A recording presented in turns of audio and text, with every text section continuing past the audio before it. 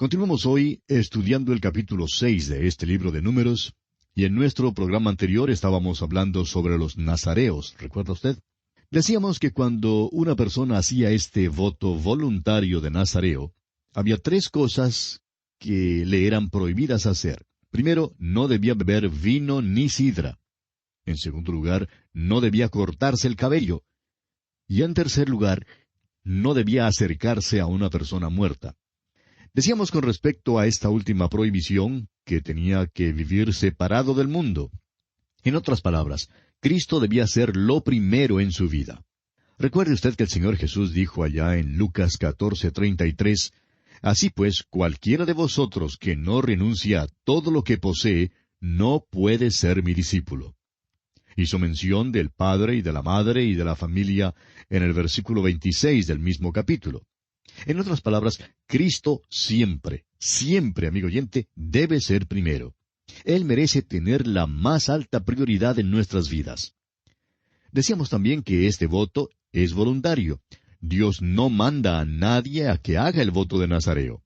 Pero si usted, amigo oyente, quiere hacer un voto y dedicarle su vida, tenga la certeza de que le costará algo. Ahora, el creyente en Cristo hoy en día no hace un voto de nazareo. El creyente hoy en día tiene a Jesucristo que le ofrece la oportunidad para andar íntimamente con Él. Esto es algo voluntario. Es preciso que usted lo desee, pero este andar íntimo con Jesucristo está a su entera disposición, y es necesario que usted ande cerca al Señor para poder servirle. Son muchos los hombres que han estado dispuestos a hacer el sacrificio por Él, y por eso han gozado, han disfrutado de una comunión íntima con Cristo Jesús. Bien, comenzaremos hoy diciendo que hay varios ejemplos en las Escrituras de hombres que hicieron este voto de nazareos. Creemos que Juan el Bautista, por ejemplo, fue nazareo durante toda su vida. Sansón también era nazareo. Ahora usted, amigo oyente, no se puede consagrar a sí mismo. Solo Dios puede consagrarle. En realidad, lo que usted hace es venir a Dios con las manos vacías, sin ofrecerle nada. No tenemos nada que ofrecerle. Somos pecadores que hemos sido salvados por la gracia. Simplemente acudimos a Dios con nuestras manos vacías para ofrecerle nuestra devoción, nuestra adoración, nuestro amor, nuestro servicio, nuestro tiempo. Entonces, Él llena nuestro nada y lo usa para su honra y para su gloria. A veces, cuando usted se declara a favor de Dios, notará que tiene que quedarse solo. Y es que Él tiene que ser lo primero en su vida, amigo oyente. Muchos hablan hoy en día y dicen que son cristianos consagrados, pero no se atreven a hacer nada que ofenda a alguna asociación exclusivista en su iglesia. Tienen miedo de quedarse excluidos del grupo. Pero a veces sería mucho mejor que eso les pasara. Algunos de estos grupos exclusivistas no son de Dios y a veces hasta son crueles. Sin embargo, hay quienes creen que son consagrados, pero en realidad no tienen la fuerza ni el vigor para declararse contra tal grupito y, por tanto, simplemente lo acompañan. El hecho es que si usted, amigo oyente, quiere entregarse al Señor, será Cristo quien tenga la más alta prioridad sobre toda otra cosa, en cada aspecto de su vida.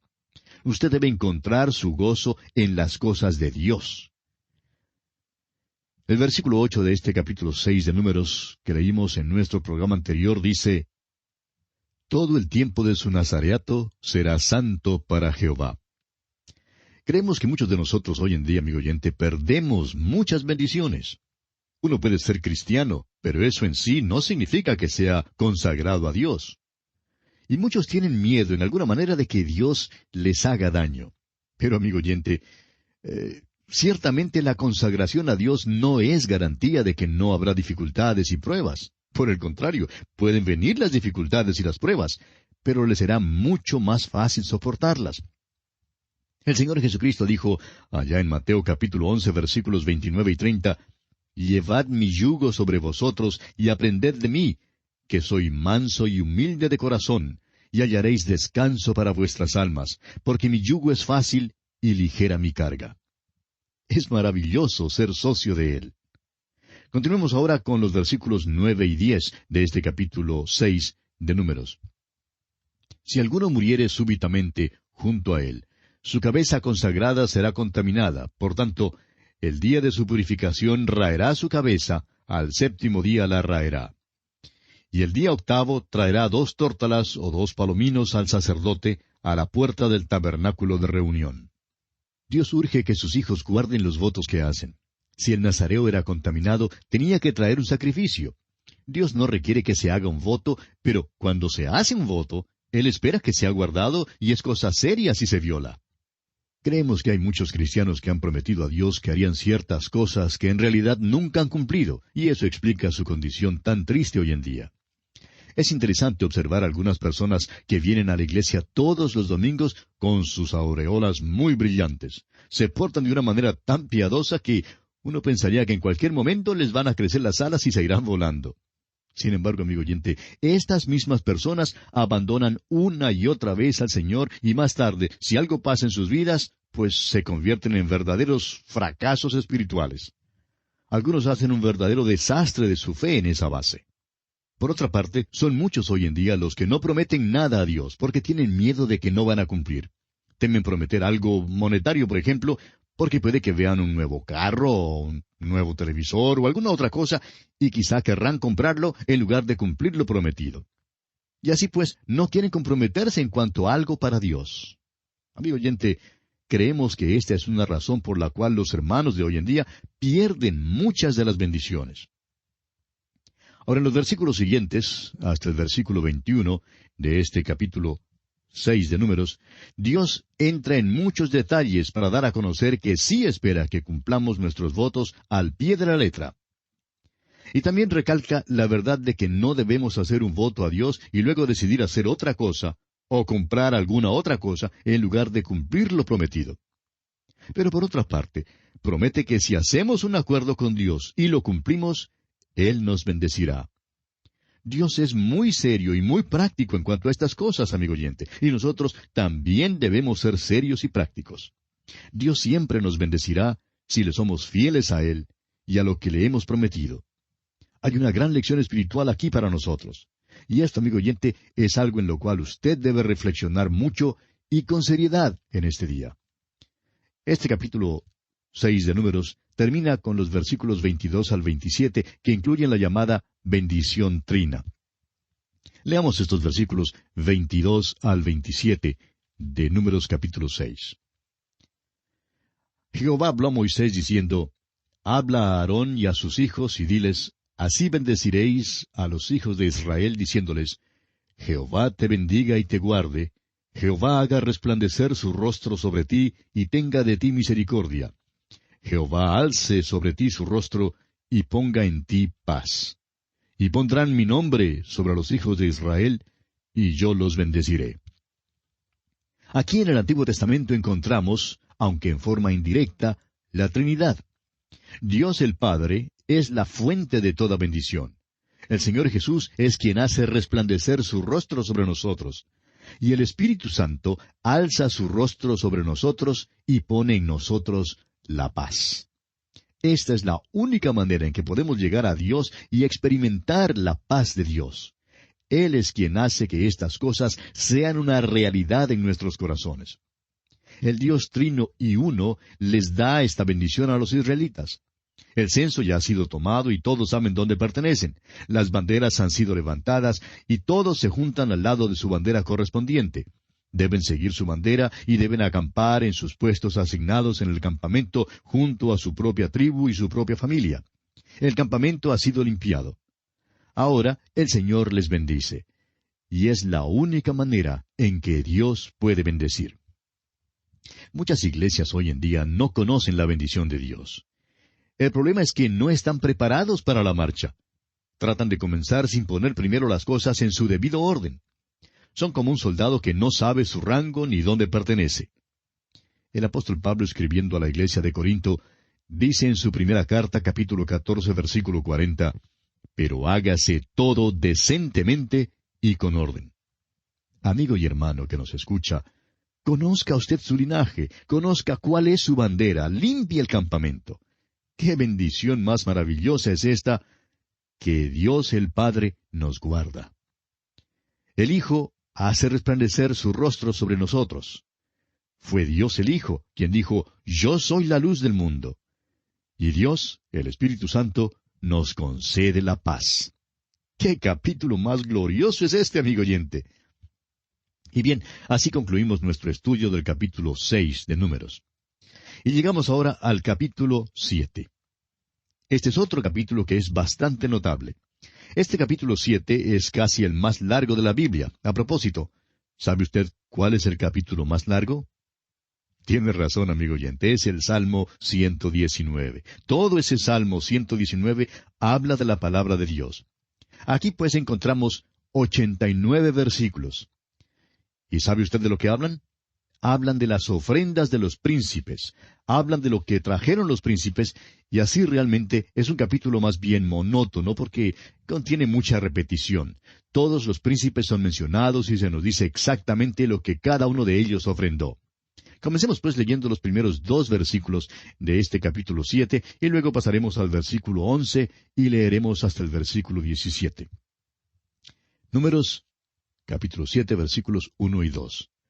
Aconteció que cuando Moisés hubo acabado de levantar el tabernáculo, y lo hubo ungido y santificado, con todos sus utensilios, y asimismo ungido y santificado el altar y todos sus utensilios, entonces los príncipes de Israel, los jefes de las casas de sus padres, los cuales eran los príncipes de las tribus, que estaban sobre los contados, ofrecieron, y pasando ahora al versículo 11, y leyendo hasta el versículo 17, de este mismo capítulo 7 de Números, leemos, Y Jehová dijo a Moisés, ofrecerán su ofrenda un príncipe un día, y otro príncipe otro día, para la dedicación del altar. Y el que ofreció su ofrenda el primer día fue Naasón, hijo de Aminadab, de la tribu de Judá. Su ofrenda fue un plato de plata de 130 siclos de peso, y un jarro de plata de 70 siclos, al siclo del santuario, ambos llenos de flor de harina amasada con aceite para ofrenda. Una cuchara de oro de 10 siclos llena de incienso, un becerro, un carnero, un cordero de un año para holocausto, un macho cabrío para expiación, y para ofrenda de paz 2 bueyes, 5 carneros, 5 machos cabríos y 5 corderos de un año. Esta fue la ofrenda de Naasón, hijo de Aminadab. ¿Conoce usted, amigo oyente, a este hombre Naasón? Bueno, nosotros no le conocemos. Ahora, si es que usted le conoce o sabe algo en cuanto a él, pues por favor permítanoslo saber, porque nos gustaría saber más en cuanto a él. Esto es todo lo que sé en cuanto a este hombre. Pero Dios le conocía, y Dios tomó nota de las ofrendas que trajo. Ahora, ¿le parece a usted interesante la ofrenda de él? Nosotros no la encontramos nada interesante. Parece más bien una lista de compras para el mercado. Bueno, tenemos ahora el caso del próximo hombre que vino a dar su ofrenda. Leamos el versículo 18 de este capítulo 7 de Números. El segundo día ofreció Natanael, hijo de Suar, príncipe de Isaacar. Ahora, ¿sabe usted lo que hizo él? Hizo lo mismo, trajo exactamente la misma ofrenda. ¿Por qué pues no se insertó simplemente aquí una marca de comillas, es decir, una marca de comillas debajo de toda esta lista de la ofrenda anterior? ¿No pudo haber dicho simplemente el Espíritu de Dios que fue la misma ofrenda? Pero el Espíritu Santo registró con mucho cuidado y en detalle lo que cada uno trajo.